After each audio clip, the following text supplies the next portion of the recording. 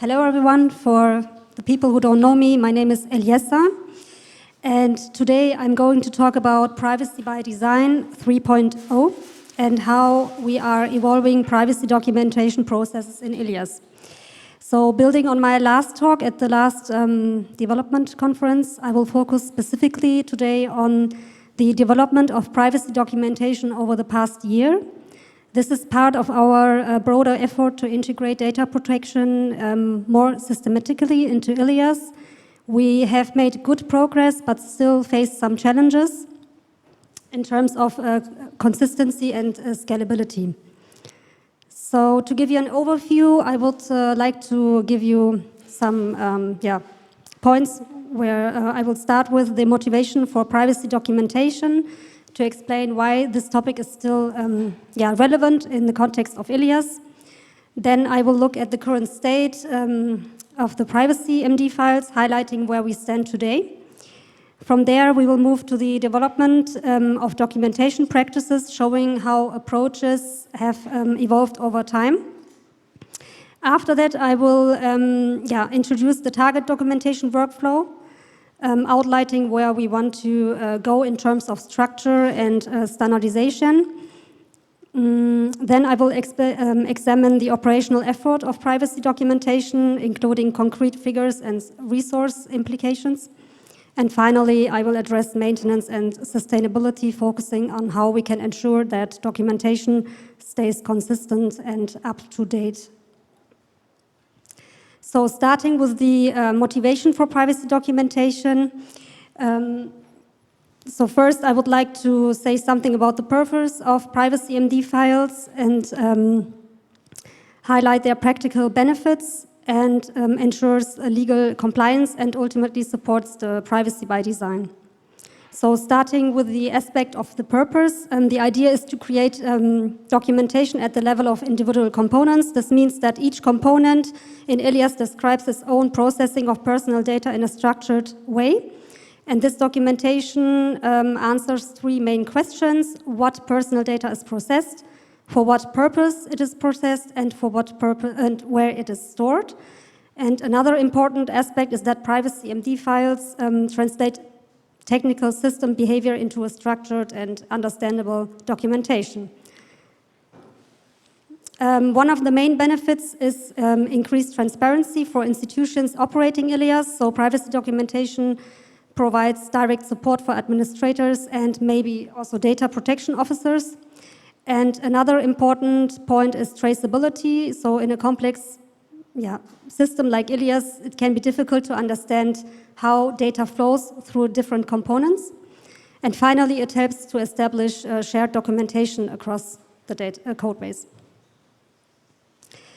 So next, turning to the legal and regulatory foundations, the grounding law is like general data protection regulation, and one key principle is transparency as defined in Article 5, Paragraph 1, letter A. So organizations must ensure that personal data is processed in a way that is transparent to data subjects.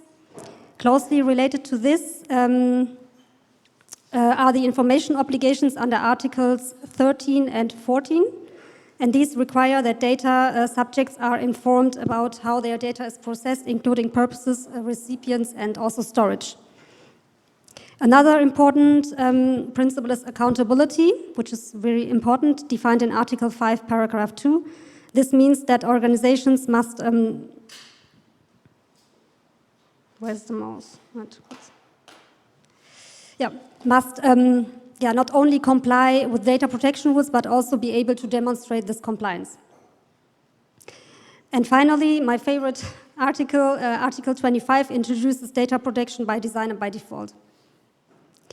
So coming to Article 5, privacy documentation helps to integrate privacy considerations directly into the software development process. It ensures that data protection is not treated as an afterthought, but as a core aspect of development. It also creates alignment between functionality and documented data processing. In addition, it supports institutions in fulfilling their data protection obligations.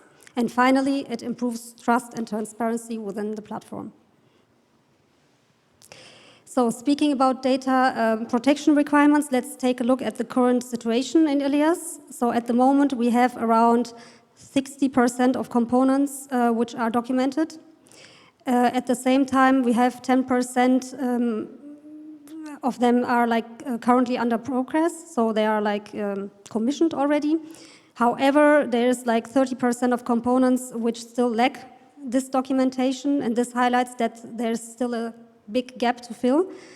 And closing this gap will require continued effort, coordination, and integration. So, however, we made a strong progress since last year. Exactly last year in March, I was reporting the stand of the privacy MD files, and we increased from 25% to 60%. So this is a great progress still.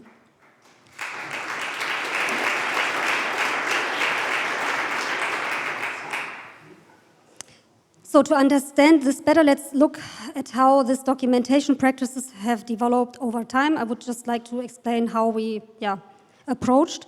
So what we currently see is a variety of different workflows across authorities and service providers. So some contributions are created directly via GitHub pull requests, while others are first drafted maybe in an Etherpad or something. As a result, there is no consistent approach across this procedure, and this lack of standardization leads to significant differences in how documentation is created and maintained. And so one visible effect is the large variation in process duration. So in some cases, we have documentation being completed within a few weeks or up to even maybe 2 years even. It depends also on the component. So all of this clearly shows that there is a need for more standardized and faster documentation workflow, and the long progress durations in particular highlight that improvements are necessary here. So for the ones who are interested in this topic, in this afternoon, Andre and me, Andre from Flowcon AI, he's not there yet, but his colleague, I don't see him, okay. We will show how we can optimize this process using AI. Essentially, I can spoil, we demonstrate how we generated the 30% remaining privacy text with AI. So we already generated them, and we want to show you this procedure, how we did it, and talk about the processes which comes with it. But more on that later. So based on this, let's look at the target documentation workflow. So the process starts obviously with the identification of missing documentation. Next comes the assignment. So assignment, we will ask developers to produce this documentation. The third step is drafting the privacy MD. So here it would be great if we make like a standard process, so people start drafting the privacies on GitHub directly, so usually through PRs, and after that we have the review and quality assurance phase, where we can comment on the text and make some revisions or ask for revisions, so it's more documented and traceable, the whole process. And finally, the process ends with the approval and publication through merge. So this brings us to the operational effort of privacy documentation. First, in terms of roles, project coordination identifies the missing privacy MD files and keeps tracks of the progress. And developers are responsible for creating this documentation, while the reviewers provide feedback and ensure quality. Second, regarding governance, an important aspect is the alignment of all privacy text to a standardized template. We already have a template, it's still improvable. At the same time, the workflow is integrated into GitHub, which ensures, as I mentioned before, traceability and supports the reviewing process. And finally, looking at the resource investment, which is really interesting now. I was shocked when I was trying to calculate the figures. We can see that, there's a huge number. So we invested, we created or let create 74 privacy MD files in total over the last 4 years. And this corresponds to roughly 44 person days of work, which is approximately 60K. And for the remaining 30%. Roughly an estimate of, if we continue like this, we would have to spend more than 30,000 more to reach the goal. So now let's look at the maintenance and sustainability. A key challenge is that ILIAS is constantly evolving, which with each release, changes in functionality can affect how personal data is processed.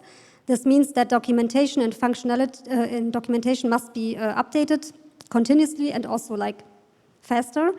And if updates are delayed, inconsistencies quickly arise between documented information and the system behavior. So the privacy MD file is probably not useful. And ensuring alignment between documentation and the real system is therefore essential. So otherwise the documentation value is reduced. Taking a broader perspective now on sustainability, as the number of components, as I already mentioned, and features continue to grow, the documentation workload increases obviously accordingly, and this makes it more challenging to keep everything complete and up to date. And one key requirement is clearly defined responsibility for maintenance. So there is no clear agreement or process defined yet for how to keep the privacy MD files in a up-to-date version. So we just once commissioned, and then the privacy MD file is there, and who keeps track of updating the files? So this is an open question still. And in addition, standardized processes and governance are essential. So they provide the structure needed to ensure consistency and long-term reliability. So again, the privacy clinic. I can't mention it enough. So let me briefly again summarize what the privacy clinic is, what it does, and how it works. So the privacy clinic is a place where you can get support from people, my colleague Xenia and me for now. We are just two of us, supporting you in questions of privacy. It is important to make clear that we cannot give legal advice, legal binding advice. So instead we can give you best practices, exchanging experiences or discussing some approaches. And it is about embedding privacy into our work from the start. So whenever you face some questions about it, please contact us. The privacy clinic, The privacy clinic doesn't work if you don't come to our clinic and talk to us. So please, whenever you design a new feature or have some issues, please contact us. So it just grows with your input. So again, useful links. I would like to emphasize, for example, especially the data collection on privacy MDs on the right side in the middle. So there you can find a whole table with all the components on GitHub, and the authority names and also the documentation links, like the privacy MD links. So there you can also filter which components already have a privacy MD or which components are in progress or even lack privacy MD files. And I would really encourage you to, when you commission some new features or plan something, to really keep track of privacy and maybe even ask or include a new privacy file or updating the privacy file in your commission. Make a point for this. And I mean, I talked to Tomko already. Where are you now, Ada? We talked about this, to include privacy, privacy in general, and also the generation of privacy MD files in new commissions and features. Thank you. Any questions?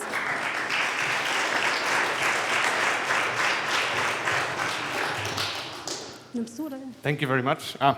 There's someone.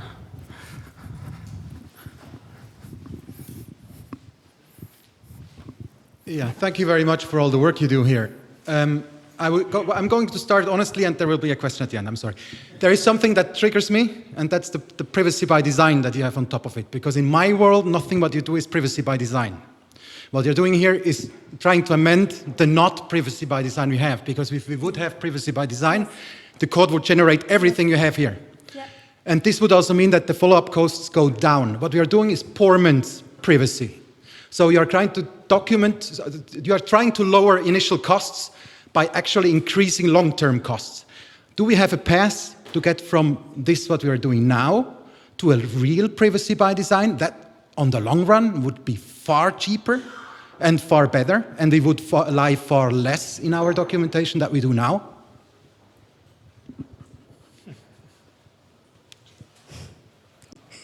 Can you repeat the question? Just the question. Do we have a path from what we are doing now, which is not privacy by design? It is maybe privacy by design 0.03, because we have done 3 steps to identify what we're not doing well. Meaning we are defining what we are not documenting and where the code doesn't do it for us. So do we have a path to arrive from this, what we are doing, which is documentation, which is very expensive, which is going to generate work, to a real privacy by design where the code is going to do that for us? I know that, for example, Fabian Schmid has interesting ideas about how you could start working on these things.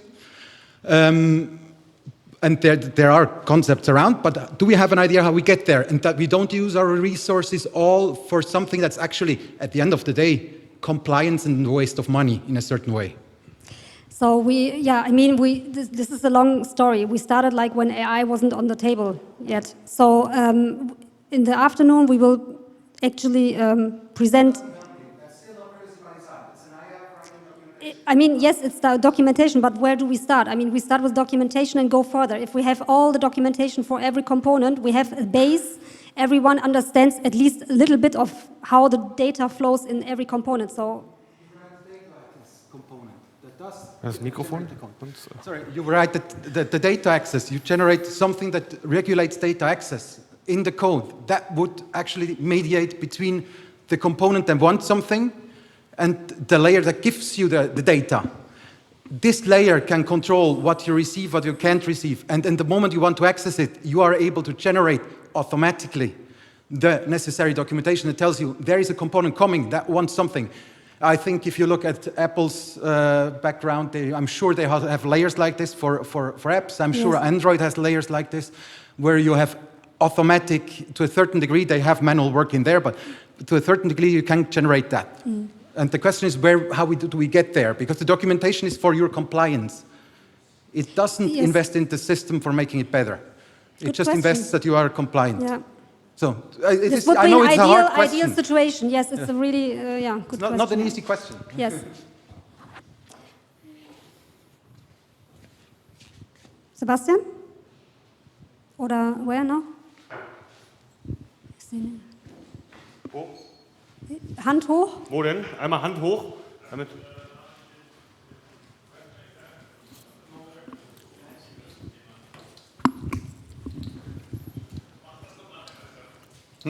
Hier. Ja, hier vorne. Hi. Thanks for your question. I think it's a very good question, and you're totally right. We are not yet at privacy by design.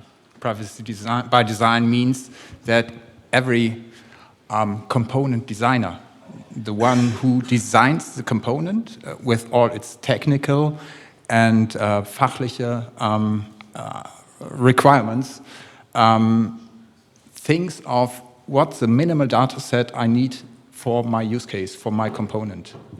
And that's obviously the next step.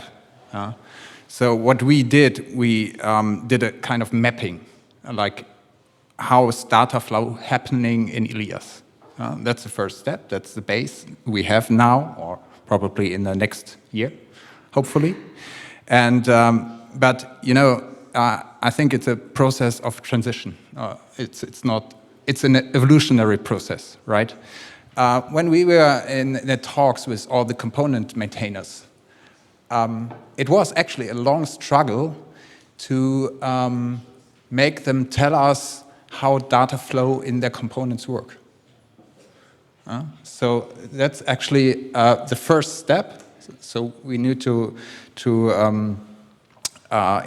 put the point on there.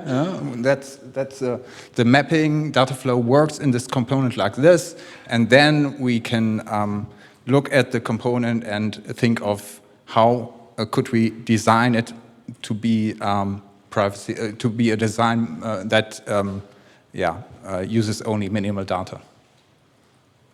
Thanks.